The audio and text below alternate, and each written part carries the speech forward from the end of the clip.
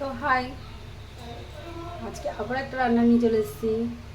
কি আমার রান্নাগুলো ভালো লাগছে তো? দেখছো না তো ঠিকঠাক? দেখতে হবে তো।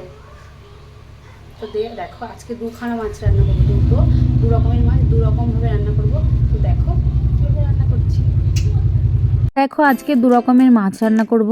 দু রকমের মাছ কীভাবে আমি রান্না করব মাছের সেই রেসিপিগুলো আর একটু তোমাদের সাথে শেয়ার করছি। তো একদম সিম্পলভাবে করব। এখানে দু রকমের মাছ আছে, সেটা হলো কি বলে ভোলা মাছ আর লোটে মাছ। হ্যাঁ, লোটে মাছই তো বলে না কি এগুলোকে, তোমরা কে কী বলো জানি না, তবে এই মাছটা খেতে আমার তো ভীষণ পছন্দ। তো দেখো আমি দেখেছো দুদিকে বসিয়ে দিয়েছি, কারণ আমার মতো কে এইভাবে রান্না করে একটু কমেন্টস করে বলো তো। একদিকে মাছের ঝোল হবে, এখানে মাছ ভাজা হবে, ওখানে মাছের ঝোল হবে, মানে ভাজার আগেই মাছের ঝোল বসে যাবে। দুদিকে দুটো, যেহেতু আমার অফিস টাইম, আমাকে তাড়াতাড়ি করতে হয় সকাল সকাল, তার মধ্যেও কিন্তু আমি ভিডিওগুলো শ্যুট করছি। ভাবো তাহলে সকালবেলা আমি রান্না বান্না সেরে আবার ভিডিও শ্যুট, মানে সম্ভব না। তবু এত কষ্ট করে করছি, আর তোমরা যদি না দেখো আমি কিন্তু খুব কষ্ট পাবো। যাই হোক, এই দেখো এদিকে মাছের ঝোল বসে গেল, বেগুন দিয়ে আলু দিয়ে এই ভোলা মাছের ঝোলটা আমি করবো। তাই দেখো মাছের ঝোলটা আমি মোটামুটি বসিয়ে দিয়েছি, আর এখানে আমি মাছ ভাজতে বসিয়ে দেবো। দেখো তো মাছটা ভাজতে বসিয়ে দিলাম। রোজই ভাবি নতুন কিছু করবো, নতুন কিছু ভাবো, হয়ে সময় আর হয়ে উঠছে না। তো যেইটুকু আমি রান্না করি সেইটুকুই আমি তোমাদের সাথে শেয়ার করি। এই যে তবে দেখো, এই দেখো পাশে মাছটা ভাজতে বসিয়ে দিলাম। মাছটা ভাজা হয়ে গেল, মাছটা ভাজা হচ্ছে, আর ওইদিকে মাছের ঝোলটা। এরপরে কিন্তু আমি ওই মাছটাও তোমাদের রান্না করে দেখাবো। মানে আমার মতো এত শর্টকাটে কে রান্না করো বলো তো?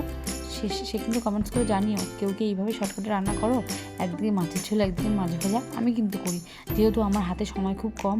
আমার বর 9:30 থেকে 10টার মধ্যে বেরিয়ে যায় অফিসে, তাই আমাকে এত তাড়াতাড়ি রান্না করতে হয়। সব দিক সামলে আমাকে ফটাফট রান্না করে দিতে হয়। দেখো মাছের ঝোল হয়ে গেল, মানে জল। এইবার আমি লোটে মাছটা রান্না করব। কে কে লোটে মাছ খেয়েছো কমেন্টস কর, কার কার ভালো লাগে। আর আমি দেখো তো কে কেমনভাবে লোটে মাছ রান্না করো বলো তো। আমি না এইভাবে রান্না করি। দেখো তো রান্নাটা কি হয়েছে। এটা প্রথমে কী করলাম বলো তো, ডুমো ডুমো করে আলু কেটে নিলাম। আলুটা প্রথমে ভালো করে ভেজে নিলাম, পুরো ভেজে নিলাম। এইবার ওই মাছটাকে আমি সব মশলা টশলা পেঁয়াজ টিয়াজ দিয়ে না ওপরেই কষালাম। কষিয়ে দেখো হাতে কষিয়ে নিলাম। কষানোর পর আলুটাও পুরো একদম ডিপ ফ্রাই করে ফেললাম আলুটাকে। এইবার কড়াইতে ফোড়ন দিয়ে ওই মাছটা পুরো যখন তেল ছাড়বে, তেল পুরো একদম ছেড়ে যাবে, মাছটা কষতে কষতে যখন তেলটা ছেড়ে যাবে, তখন না দেখো এইভাবে করো। অনেকে না শুকিয়ে ফেলে, আমি আবার শুকনো মাছটা খেতে পারি না। অনেকে শুকিয়ে ফেলে, আমার একটু একটু ভেজা ভেজাই ভালো লাগে। এবার এর মধ্যে আলুটা দিলে কমপ্লিট হয়ে গেল। এবার দেখো তো কেমন এসছে মাছটা, ভালো এসছে তাই না? যাক, ভালো, খেতেও কিন্তু নিশ্চয়ই খুব স্বাদই হবে।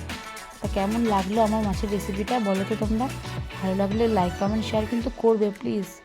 টাটা। আর কেমন ভিডিও দেখতে চাও বলবে।